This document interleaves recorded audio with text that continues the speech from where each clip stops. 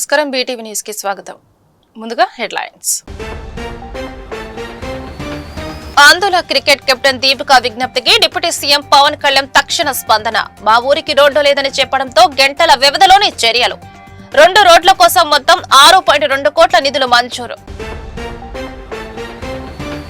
Constable అభ్యర్థులకు good news. ఈ నెల 16న అపాయింట్మెంట్ లెటర్లు ఇవ్వనున్న ముఖ్యమంత్రి చంద్రబాబు. ఏర్పాట్లను పరిశీలించిన హోంమంత్రి వంగలపూడి అనిత. రాజధానిలో భూమిలిచ్చిన రైతుల సమస్యలను పరిష్కరించేందుకు సిఆర్డీఏ కార్యాలయంలో త్రిసభ్య కమిటీ మరోసారి సమావేశం. 2004 మంది ల్యాండ్ పూలింగ్ కు ఇవ్వలేదని వారితో మరోసారి మాట్లాడతామని కేంద్ర మంత్రి పెమ్మసాని చంద్రశేఖర్ వెల్లడి. దుర్గగుడిపై 3వ రోజుకు చేరుకున్న భవానీ దీక్ష విరమణలు. రాష్ట్రం నలుమూలల నుండే కాక పొరుగు రాష్ట్రాల నుండి విశేష సంఖ్యలో తరలివస్తున్న భవానీలో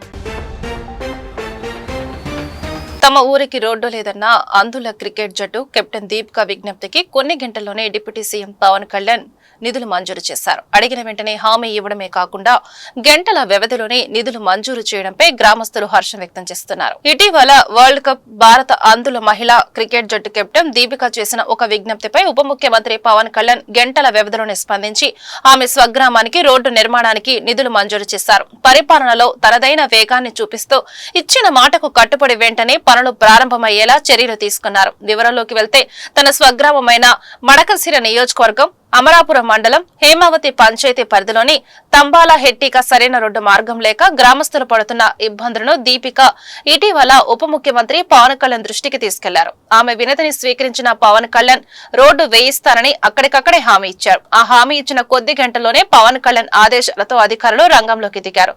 రోడ్లను పరిశీలించి నిర్మాణానికి సంబంధించిన అంచనాలను సిద్ధం చేశారు. 3.2 కోట్లు గున్హల్నీ నుంచి తంబాల హెట్టి వరకు 5 కిలోమీటర్ల రోడ్డుకు 3 కోట్లు అవసరమని అధికారులు నివేదిక ఇచ్చారు. 6.2 కోట్ల నిధులను మంజూరు చేశారు. నా నుంచి పర్సనల్ రిక్వెస్ట్ సార్, మా ఊరికి రోడ్డు లేదు సార్. మళ్ళీ హేమావతి నుంచి రావడానికి మా ఊరికి రోడ్డు లేదు. మళ్ళీ గున్యాలి నుంచి మా ఊరికి రావడానికి కూడా రోడ్డు లేదు సార్. మొత్తం చాలా ఇబ్బంది పడుతున్నాం. అది మేము రిక్వెస్ట్ చేసుకుంటున్నాం సార్.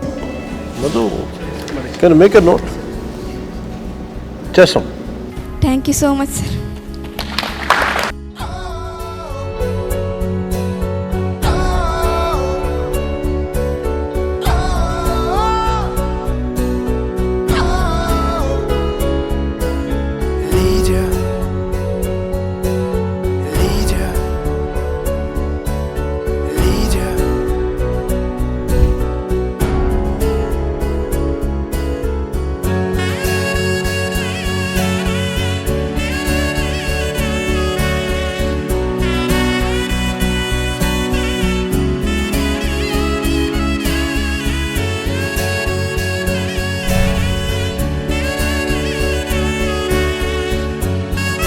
నిన్న మేము పవన్ కళ్యాణ్ సార్ని మీట్ అయ్యాము.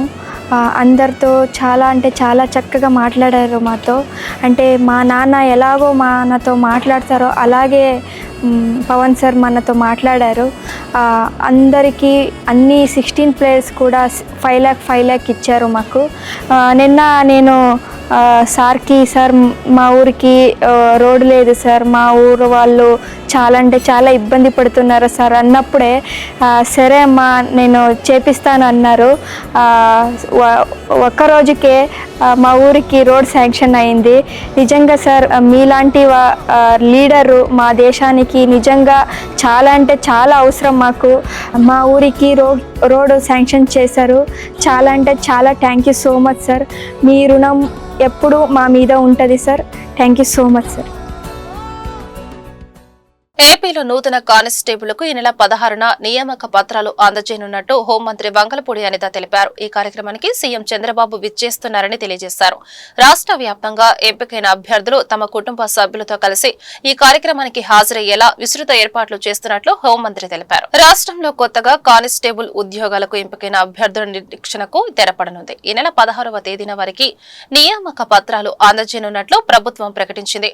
మంగళగిరిలోని ఏపీఎస్పీ 6వ బెటాలియన్ పెరడ్ గ్రౌండ్ లో జరిగే ఈ కార్యక్రమాన్ని ముఖ్యమంత్రి చంద్రబాబు లాంఛనంగా ప్రారంభించనున్నారు. ఈ విషయాన్ని రాష్ట్ర హోంమంత్రి వంగలపూడి అనిత వెల్లడించారు. ముఖ్యమంత్రి పాల్గొనే ఈ కార్యక్రమం కోసం జరుగుతున్న ఏర్పాట్లను ఆమె స్వయంగా పరిశీలించారు. డీఐజీ యేసుబాబు, గుంటూరు జిల్లా SP Vakul Jindal, battalion commandant Nagesh బాబుతో కలిసి ఆమె ఏర్పాట్లను పర్యవేక్షించి పలు సూచనలు చేశారు. రాజధానిలో భూములిచ్చిన రైతుల సమస్యలను పరిష్కరించేందుకు సిఆర్డీఏ కార్యాలయంలో త్రిసభ్య కమిటీ మరోసారి సమావేశమైంది. 2004 మంది ల్యాండ్ పూలింగ్ కు ఇవ్వలేదని, వారితో మరోసారి మాట్లాడతామని కేంద్ర మంత్రి పెమ్మసాని చంద్రశేఖర్ తెలిపారు. ఉండవల్లిలో భూమి ఇచ్చిన రైతులకు త్వరలో లాటరీ ద్వారా ఫ్లాట్లు కేటాయిస్తామని, R5 జోన్ పై న్యాయ సలహా తీసుకుంటున్నామని మంత్రి నారాయణ వెల్లడించారు. అమరావతి రాజధాని ప్రాంతాల్లోని రైతులకు సంబంధించిన సమస్యల పరిష్కారంపై రాయపూడి సిఆర్డీఏ కార్యాలయంలో కేంద్ర మంత్రి పెమ్మసాని చంద్రశేఖర్, మంత్రి నారాయణ, ఎమ్మెల్యే శ్రావణ్ కుమార్ అధికారులతో కూడిన త్రిసభ్య కమిటీ సమావేశమైంది. ఈ సందర్భంగా మంత్రి నారాయణ మాట్లాడుతూ రైతుల సమస్యల పరిష్కారంపై ప్రధానంగా చర్చించినట్లు తెలిపారు. ల్యాండ్ పూలింగ్ కు ఇవ్వని భూమిలో ఫ్లాట్లు పొందిన సుమారు 700 మంది రైతుల అభిప్రాయాలు సేకరించగా ఎక్కువ మంది అక్విజేషన్ తర్వాత అవే ఫ్లాట్లు తీసుకుంటామని చెప్పగా 37 మంది వేరే చోట ఫ్లాట్లు కేటాయించమని కోరారని వివరించారు. 921 ప్లాట్లు ల్యాండ్ అక్విజిషన్ అంటే ఎవరైతే భూమి ఇవ్వలేదో వాళ్ళ దాంట్లో పడ్డాయి. వాళ్ళందరూ కూడా ఫోన్ చేస్తే మొత్తం 700 మంది ఫార్మర్స్, 921 ప్లాట్లు, 700 మంది ఫార్మర్స్. దాంట్లో ఒక 303 మంది ఫోన్ ఎత్తలేదు, 397 మంది ఫోన్లు ఎత్తి మాట్లాడారు. వాళ్ళని అడిగాం, అంటే ఆ ల్యాండ్ అక్విజిషన్ అయిన దాకా వెయిట్ చేస్తారా రిజిస్ట్రేషన్కి, లేదంటే మీ ప్లాట్ మార్చమంటారని. 397లో 274 మంది ల్యాండ్ అక్విజిషన్ దాకా వెయిట్ చేస్తాం, ఆ తర్వాత రిజిస్టర్ చేసుకుంటాం, మాకు ఆ ప్లాట్ సూటబుల్గా ఉందని చెప్పడం జరిగింది.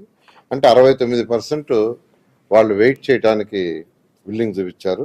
ఆల్టర్నేట్ మార్చుకుంటామని ఒక 37 మంది యాక్చువల్గా చెప్పారు, కేవలం అది 9%. తర్వాత ఏ విషయం ఆలోచించుకొని చెప్తామని ఒక 86 మంది అంటే 22% చెప్పారు.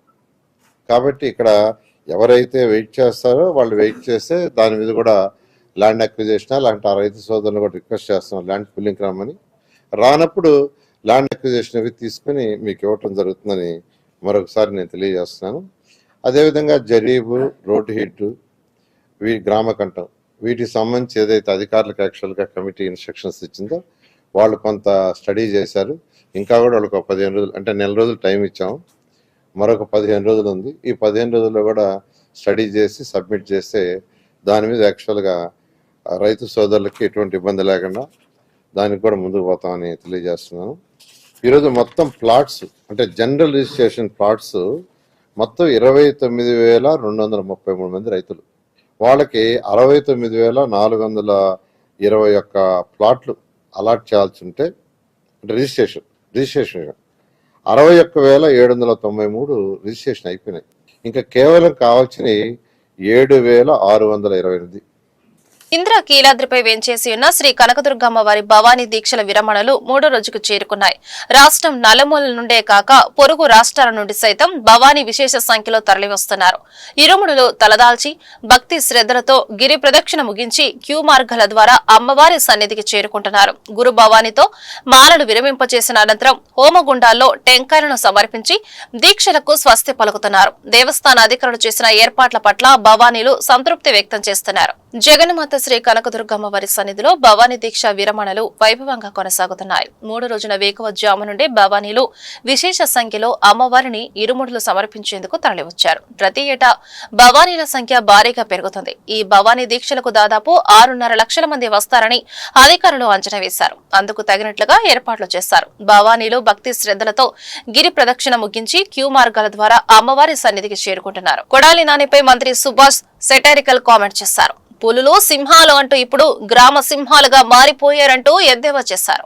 మాజీ మంత్రి కొడాలి నానికి కార్మిక శాఖ మంత్రి సుభాష్ స్ట్రాంగ్ కౌంటర్ ఇచ్చారు. శనివారం మీడియాతో మాట్లాడుతూ మాజీ సీఎం జగన్మోహన్ రెడ్డి సంతోషం కోసం కొడాలి నాని నోటికి వచ్చినట్లు బూతులు మాట్లాడారని మండిపడ్డారు. రెడ్ బుక్ పేరెత్తితేనే గజగజలాడిపోతున్నారంటూ వ్యాఖ్యలు చేశారు. అవాకులు చెవాకులు పేలటం ఎందుకు, ఇప్పుడు డైపర్లు వేసుకో తిరగడం ఎందుకు అంటూ ఎద్దేవా చేశారు. పులులు, సింహాలు అంటూ ఇప్పుడు గ్రామ సింహాలుగా మారిపోయారంటూ సెటారికల్ కామెంట్ చేశారు. ముందు యోగా, వాకింగ్ చేసి ఆరోగ్యాన్ని మెరుగుపరుచుకో అంటూ కొడాలి నానికి హితవు పలికారు. అందుకనే మీకు వై నాట్ 175 అంటే 11 ఇచ్చారు. మీకు విశాఖపట్నం మీద అంత కక్ష ఎందుకు? 175 వచ్చిన తర్వాత కూడా నా ప్రమాణ స్వీకారం విశాఖపట్నం నుంచి అని ప్రకటించారు. మళ్ళీ ఓడిన వెంటనే మళ్ళీ మైకిల్ మీదకి వచ్చి మేము చేయవలసిందంతా చేసాం, ప్రజలకు ఎంతో చేసేసాను, నన్ను మోసం చేశారని కన్నీరు పెట్టుకోవడం. అది కాదండి. అసలు 11 ఎందుకు వచ్చినాయి అనేది మీరు రివ్యూ చేసుకుని అక్కడ మీ కార్యకర్తలతోని ప్రజల చేత అనిపించుకున్నారు కాబట్టి ఎందుకు అనిపించుకున్నారని తెలుసుకోండి.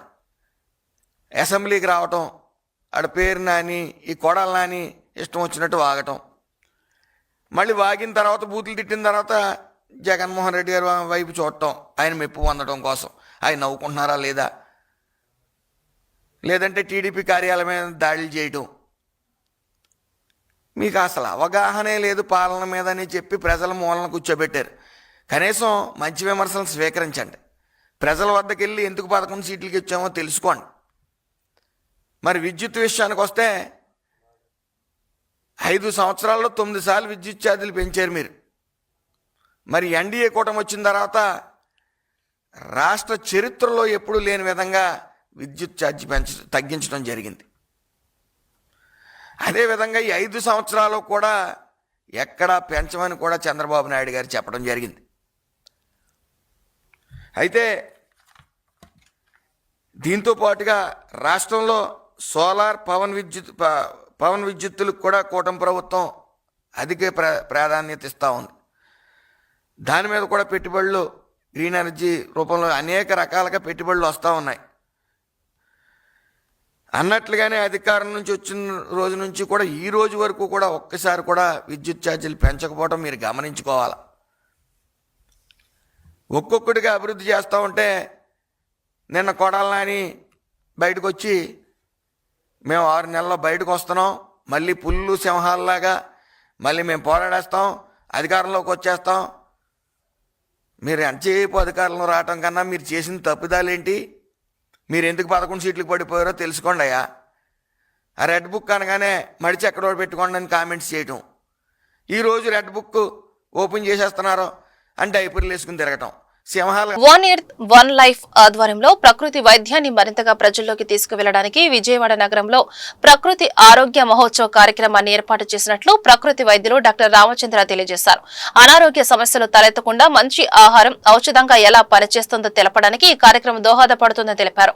ప్రతి ఒక్కరూ ఆరోగ్యంగా ఉండటానికి మంచి ఆహారాన్ని తీసుకోవాలని ఆయన సూచించారు. బందర్ రోడ్డులోని అటల్ బిహార్ వాజ్పేయి విజ్ఞాన కేంద్రం రామ్మోహన్ గ్రంథాలయం నందు వన్ ఎర్త్ వన్ లైఫ్ ఆధ్వర్యంలో ప్రకృతి ఆరోగ్య మహోత్సవ కార్యక్రమాన్ని నిర్వహించడం జరిగింది. ఈ కార్యక్రమానికి ముఖ్య అతిథులుగా ప్రకృతి వైద్యులు డాక్టర్ రామచంద్ర విచ్చేసి ప్రకృతి వైద్యం గురించి అవగాహన కల్పించారు. ఈ సందర్భంగా ఆయన మాట్లాడుతూ మనమందరం హెల్త్ సైన్స్ అభివృద్ధి చెందిన సమాజంలో నివసిస్తున్నామని ఆయన అన్నారు. ఈ హెల్త్ సైన్స్ లో కిడ్నీ, లివర్, గుండె మార్పిడి చికిత్సలను చూస్తున్నామని, అయినా కూడా ప్రజలు థైరాయిడ్, షుగర్, బీపీ, దీర్ఘకాలిక సమస్యలతో బాధపడుతూనే ఉన్నారని చెప్పుకొచ్చారు. ఒక పక్క అభివృద్ధి సైన్స్ ఉండటమేంటి, మరో పక్క ఆరోగ్యం సంక్షోభం ఉండడమేమిటని, ఈ రెండింటి మధ్య ఆరోగ్య సమస్యలను ఎలా పరిష్కరించుకోవాలని సిద్ధార్థ వైద్యాలయం ఎదురు చూసిందని, ఇల్లు వైద్యశాల కావాలని, వంటగది మందుల షాపు కావాలని, ఆహారం ఔషధం అవ్వాలని, అమ్మ డాక్టర్ అవ్వాలని నినాదంతో గత 27 సంవత్సరాలుగా ఈ సంస్థ పనిచేస్తూనే ఉందని చెప్పుకొచ్చారు. వన్ ఎర్త్ వన్ లైఫ్ నిర్వాహకులు లీలాకుమారి ఏలూరి మాట్లాడుతూ ఆర్గానిక్ కూరగాయలను మనమే ఎలా పండించుకోవాలనే మిద్దె తోటల వ్యవసాయ కార్యక్రమాలను చేపట్టినట్లు ఆమె తెలిపారు. ఆరోగ్యకరమైన ఆహారాన్ని పండించుకుంటున్నాము కానీ దాన్ని ప్రజల్లో మరింతగా తీసుకువెళ్లడానికి కృషి చేస్తున్నామని ఆమె వివరించారు. నా పేరు లీలాకుమారి ఏలూరి. మాది వన్ ఎర్త్ వన్ లైఫ్ అనే టెర్రస్ గార్డెన్ గ్రూప్. ఆర్గానిక్గా కూరగాయలు మన మిద్దె తోటలపై మనమే పెంచుకోవాలి అనే ఉద్దేశంతో, రసాయన రహిత ఆహారం మన అందరం సంపాదించుకోవాలి అనే ఉద్దేశంతో మేము ఈ మిద్దె తోటల గ్రూప్ని ఏర్పాటు చేయడం జరిగింది. అలా చేస్తున్న క్రమంలో మాకు ఆరోగ్యకరమైన ఆహారాన్ని అయితే పండించుకుంటున్నాము, కానీ దాన్ని ఎలా మనం కన్జ్యూమ్ చేయాలి అనేది మాత్రం సభ్యులకు అవగాహన లేకపోవడం, తద్వారా వచ్చే రకరకాల సమస్యల్ని అడ్రస్ చేయించాలి అనే ఉద్దేశంతో ఈరోజు ఈ కార్యక్రమాన్ని ఏర్పాటు చేయడం జరిగింది. ఇంతకుముందు ఎప్పుడూ లేని సార్ చెప్పినట్టు సిజేరియన్లు లేవు, క్యాన్సర్లు లేవు, స్కిన్ డిసీజెస్ లేవు, కళ్ళజోళ్ళు లేవు, కానీ ఇప్పుడు మాత్రం వరుస పెట్టుకొని మన వెంట తరుముకుంటూ వస్తున్నాయి. సో ఇలాంటివన్నీ మనం మన మనని వంటింటి నుంచి మనం ఎంతో కొంత చేసుకోగలము అనే దాన్ని ప్రజల్లోకి తీసుకెళ్ళాలి అని ఈ సార్ డాక్టర్ రామచంద్ర గారి ప్రయత్నాన్ని మేము చాలా రోజులుగా ఫాలో అవుతున్నాము. సో అది మరింత మందికి చేరువవ్వాలి అనే ఉద్దేశంతో సార్ని కాంటాక్ట్ చేయడం జరిగింది. సో అవగాహన కార్యక్రమాన్ని ఇక్కడ ఏర్పాటు చేశాము. సభ్యులందరూ చాలా సమస్యలతో వచ్చారు. వాటన్నిటికీ కూడా ప్రతి నెల ఒక రోజు అనేది విజయవాడకి కేటాయిస్తాను అని చెప్పడం చాలా సంతోషం అండి. ఇంతకన్నా గౌరవం విజయవాడ వాసులకి దక్కుతుందని నేను అనుకోను. అలాగే మన ఇంటి చుట్టుపక్కల ఉండే ఔషధ మొక్కల్ని కూడా చాలామందికి తెలియదు, కనీసం గుర్తించము, వాటిని పీకి పడేస్తూ ఉంటాము. సో అలాంటివన్నీ మేము మా గార్డెన్ గ్రూప్స్లో వాటిని ప్రమోట్ చేస్తూ ఉంటాము. కొండపిండి ఆకు కానీ, మళ్ళీ రణపాల ఆకు, ఇన్సులిన్ ఆకు, ఇలాంటి చాలా రకాలు మా గార్డెన్స్లో ఎలా వాడుకోవాలి అనేవి తెలియజేస్తూ ఉంటాము. అలాగే రీసెంట్గా ఈ ఔషధ మొక్కల పెంపకంపై విజయవాడ నగరంలో ఎన్టీఆర్ డిస్ట్రిక్ట్ కలెక్టరేట్లో ధన్వంతరి వనం అనేది స్టార్ట్ చేయడం జరిగింది. అందరికీ నమస్కారం మిత్రులారా. మనం సైన్స్ అభివృద్ధి చెందిన సమాజంలో జీవిస్తూ ఉన్నాం. అందులో హెల్త్ సైన్స్ బాగా అభివృద్ధి అయిన సమాజంలో జీవిస్తూ ఉన్నాం. Kidney transplantation, liver transplantation, heart transplantation, ఇలాంటి మిరుమిట్లు కొరిపే సైన్స్ అభివృద్ధిని మనం చూస్తూ ఉన్నాం. కానీ మన చుట్టూ షుగరు, బీపీ, థైరాయిడ్ కేసులు, గర్భసంచి సమస్యలు, ఎన్నెన్నో సమస్యలు మనల్ని వేధిస్తున్నటువంటి స్థితి మనం చూస్తున్నాం. అభివృద్ధి ఉండడం ఏమిటి, ఆరోగ్య సంక్షోభం ఉండడం ఏమిటి, ఈ రెండింటి మధ్య వైరుధ్యాన్ని ఎలా పరిష్కరించుకోవాలనే దానిలో సిద్ధార్థ యోగ విద్యాలయం చాలా స్పష్టంగా ఇల్లు వైద్యశాల కావాలి, వంటగది మందుల షాప్ అవ్వాలి, ఆహారం ఔషధం అవ్వాలి, అమ్మ డాక్టర్ అవ్వాలనే నినాదంతో గత 27 సంవత్సరాలుగా పనిచేస్తూ ఉంది. ఆ కృషిని మరింతగా విజయవాడలో ముందుకు తీసుకెళ్లడం కోసం మాతృమూర్తులందరూ కలిసి నిర్వహిస్తున్నటువంటి ఒక అద్భుతమైన సంస్థ వన్ ఎర్త్ వన్ లైఫ్ పేరుతో విజయవాడలో మంచి ఆరోగ్యకరమైన ఆహారాన్ని మనమేందుకు తయారు చేసుకోకూడదు అనే అతిపెద్ద సామాజిక ఛాలెంజ్ని భుజాల మీద వేసుకున్నటువంటి సంస్థ ఈరోజు ఆరోగ్య సదస్సును నిర్వహించడం జరిగింది. దీనిలో వివిధ సమస్యలన్నీ కూడా, అంటే ప్రధానంగా డీజనరేటివ్ డిసీజెస్ కానీ, సైకోసోమాటిక్ డిసీజెస్ కానీ, ఇంకా ఇతరేతర సమస్యలన్నీ కూడా, లైఫ్ స్టైల్ డిజార్డర్స్ అన్నింటినీ తగ్గించుకోవడానికి మంచి ఆహారం ఔషధంగా ఎలా పనిచేస్తుందనే దాని మీద వివరించడం జరిగింది. దీన్ని వన్ ఎర్త్ వన్ లైఫ్ సంస్థ అనేది విజయవాడ వాసులకు ఇంకా మరింత అందుబాటులో తేయడం కోసం ప్రతి నెల విజయవాడలోని ఒక ప్రాంతంలో 1 సంవత్సరం పాటు ఇది ఒక ఆరోగ్య ఉద్యమంగా స్వీకరించి కార్యక్రమాలు నిర్వహించి అందరినీ ఆరోగ్యవంతుల్ని ప్రకృతి సహజ విధానాల వైపుగా మళ్లించడం కోసం, ఇది ఇంటింటి ఆరోగ్య ఉద్యమంగా, వంటగదిలో ప్రారంభమయ్యే ఉద్యమంగా మార్చడం కోసం నిర్ణయం తీసుకోవడం జరిగింది.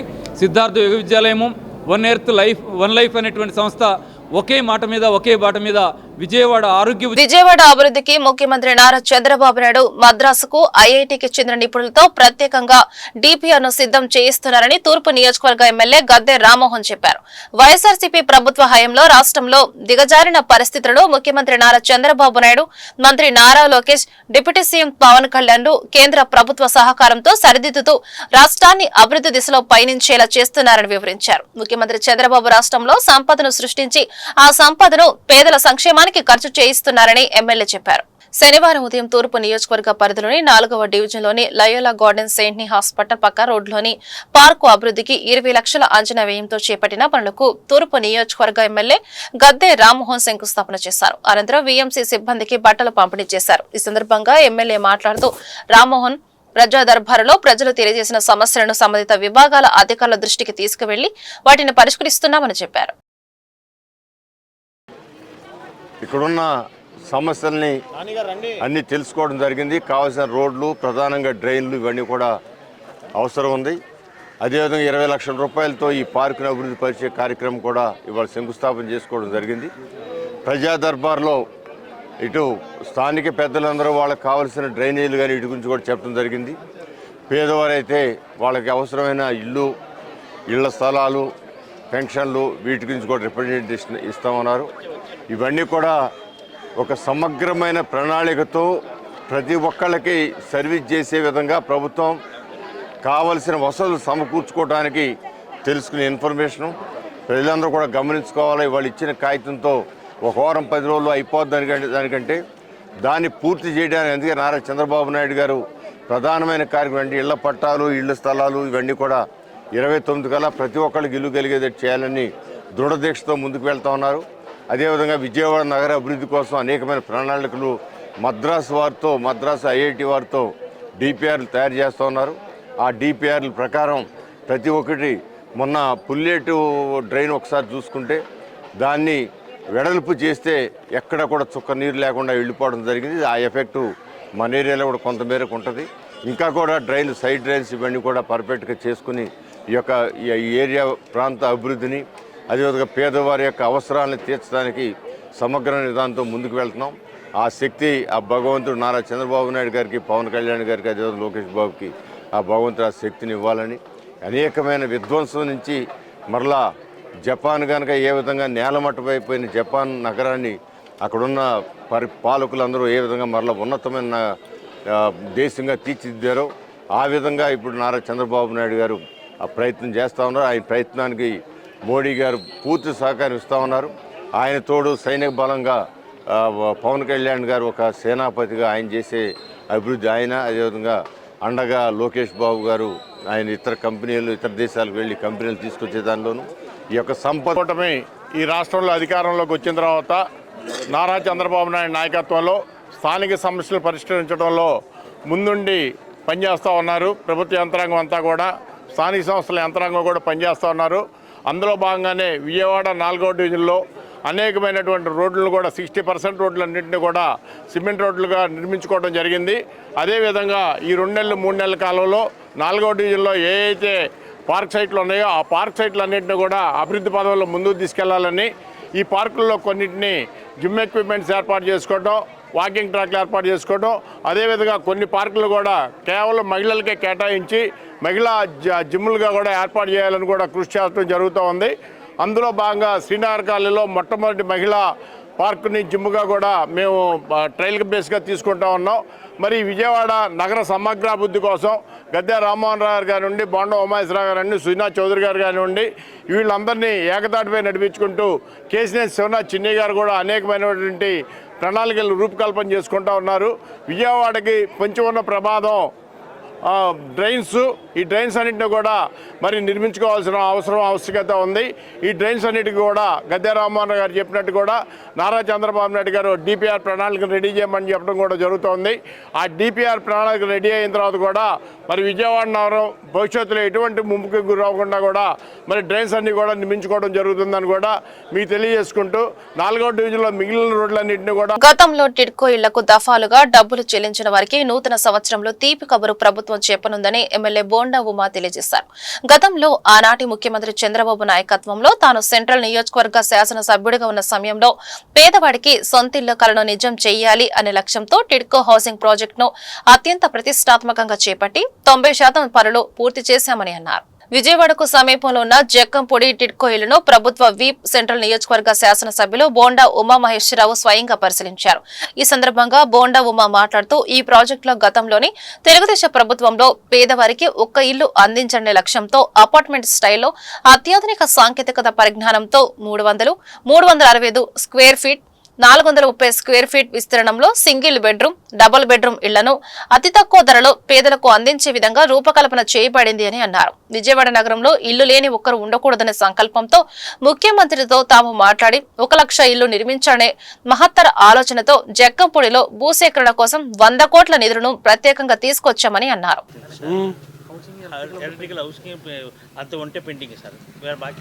ఇప్పుడు ఇవాళ ఎంత డేట్ ఆల్రెడీ 13th అయ్యే పరిస్థితి నాకైతే కనబడతలే. ఇక్కడ ఏముంది, రోడ్లు వేయడానికి టైం పట్టుద్ది కదా. ఆల్రెడీ సంబంధించినటువంటి డబ్ల్యూబీఎం వేసేసి సిసి రోడ్ వేసేస్తాం సార్. క్యూరింగ్ పీరియడ్లో ఉంటుంది. అదే ఎప్పుడు వేయాలంటున్నా, ఎప్పుడు వేస్తారు, ఎప్పుడు అవుతుంది? ఇప్పుడు ఎన్ని పెయింట్స్ వేయాలి, మళ్ళీ ఇంకా సెకండ్ కోటింగ్ వేయాలా? పెయింట్ స్టార్ట్ చేశారు. ఈ బ్లూ ఎవడు వేసాడు అసలు దీనికి? మరి ఇప్పుడు మరి మా వేయాలిగా. ఏ కలర్ చెప్పారు?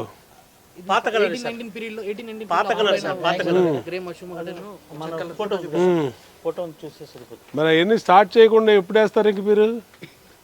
ఇంతవరకు స్టార్ట్ చేయలేదు. పెయింట్స్ అన్ని వచ్చింది సార్. మండే నుంచి మనుషులు వచ్చేస్తారు సార్. సెపరేట్ బ్లాక్ 3-4 బ్లాక్ మనుషులు వచ్చేస్తారు. అదే అవుతుంది సార్. అదే ఇదే పాతలా వస్తుంది సార్. మీరు డిసైడ్ చేస్తే మనం ఎమ్మెల్యేలకు అందరు పిలిపించి ఓకే చేయించినప్పుడు చేయించింది. మరి కరెక్టే, మరి ఇవ్వాలి కదా వీళ్ళు. స్టార్ట్ చేస్తారు సార్, మండే నుంచి స్టార్ట్ అవుతుంది సార్. కంప్లీట్ అవుతుందా లేదని సార్ డౌట్. అది అవుతుంది సార్, పక్కా అవుతుందా? నేను మళ్ళీ నెక్స్ట్ వీక్ వస్తా ఇక్కడికి. ఓకే.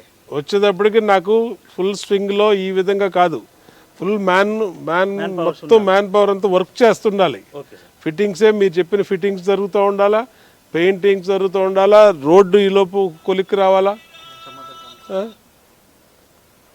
ఏమీ లేకుండా ఉత్తిన అయిపోతాయంటే ఎక్కడ అవుతాయి? ఎన్ని డోర్లు ఎన్ని చేయాలి కదా పెయింటింగ్స్ అన్నీ. నీ పెయింట్లు నీది కంప్లీట్ అయిపోతుంది అని చెప్పేసి అని అది క్లియర్గా చెప్పారు. సార్ దాని గురించే ప్లాన్ నెక్స్ట్ వీక్ మనుషులు చూసుకుందాం సార్. సెపరేట్ బాక్లు మనుషులు ఉంటారు సార్ ఇక్కడ. నెక్స్ట్ వీక్ మీరు ఒక మిడిల్ ఆఫ్ ది వీక్ ఒక మీటింగ్ పెట్టండి వీళ్ళతో. మీరు నెక్స్ట్ వీక్ ఎండింగ్ లోపు ఒక డేట్ తీసుకొని, నేను రాజు గారితో కూడా మాట్లాడతాను, నేను ప్రసాద్తో కూడా మాట్లాడతాను, ఒక మీటింగ్ పెట్టండి. ఊరినే ఏదో మనం వచ్చినప్పుడు చెప్తాం కాదు కదా, ప్రోగ్రెస్ కనబడాలి కదా ఫీల్డ్లో. అసలు ఈ రోడ్డు ఇంతవరకు ఏది మెట్లే తోలలేదు, ఇంకా ఎక్కడ తోలేస్తారు? ప్రభుత్వ మెడికల్ కాలేజీల ప్రైవేటీకరణకు వ్యతిరేకంగా అక్టోబర్ 10 నుంచి నిరంతరాయంగా కోటి సంతకాలు సేకరించినట్లు ఎన్టీఆర్ జిల్లా వైసీపీ అధ్యక్షులు దేవినేని అవినాష్ పేర్కొన్నారు. ఒక్క ఎన్టీఆర్ జిల్లాలోనే 4,22,000కు పైగా సంతకాలు వచ్చాయని వెల్లడించారు.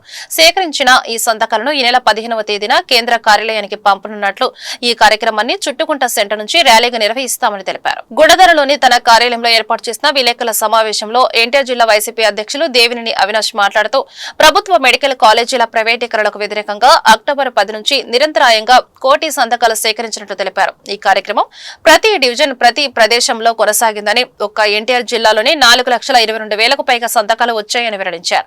సేకరించిన ఈ సంతకాలను ఈ నెల 15వ తేదీన కేంద్ర కార్యాలయానికి పంపనున్నట్లు, ఈ కార్యక్రమాన్ని చుట్టుకుంట సెంటర్ నుంచి ర్యాలీగా నిర్వహిస్తున్నామని తెలిపారు. తూర్పు నియోజకవర్గ వైఎస్ఆర్ కాంగ్రెస్ పార్టీ నాయకులకి, కార్యకర్తలకి, అదే చేసిన మా మీడియా సోదరులందరి గారు ధన్యవాదాలు తెలుపుకుంటూ, ఏదైతే ఈ మీడియా సమావేశం ఒక ముఖ్య ఉద్దేశం, రేపు 15వ తారీఖున ఏదైతే మా నాయకుడు వైఎస్ జగన్మోహన్ రెడ్డి గారి ఒక నాయకత్వంలో వైఎస్ఆర్ కాంగ్రెస్ పార్టీ ఆధ్వర్యంలో దాదాపుగా అక్టోబర్ 10వ తారీఖు నుంచి గారా ఈ కూటమి ప్రభుత్వం అధికారంలోకి వచ్చిన తర్వాత పేద ప్రజల కోసం, పేద విద్యార్థుల కోసం, డాక్టర్ చదవాలని చెప్పని కలలుగన్న ఆ ఒక విద్యార్థుల కోసం జగన్మోహన్ రెడ్డి గారు ఒక నాయకత్వంలో ఈ రాష్ట్రంలో 17 మెడికల్ కాలేజ్ నిర్మిస్తే,